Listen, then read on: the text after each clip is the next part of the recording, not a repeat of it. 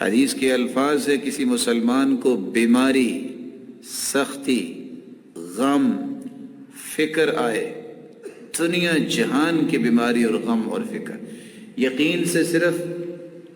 یہ چند کلمات پڑھ لے، اللہ اللہ ربی لا شریک لہ، گنتی کے 5 حرف، اللہ اللہ ربی لا شریک لہ، یقین کے ساتھ پڑھ لے، دنیا جہان کا غم، پریشانی، سختی اور بیماری رب تعالیٰ دور فرما دے گا۔ ذکر میں اللہ نے بڑی طاقت رکھی، زندگی کے تجربات ہوتے ہیں، ہم نے بھی تجربہ کیا ہے۔ اللہ کی قسم، جو اللہ نے نماز اور ذکر اور قرآن کی تلاوت میں طاقت رکھی ہے، دنیا کی کسی چیز میں کوئی طاقت نہیں۔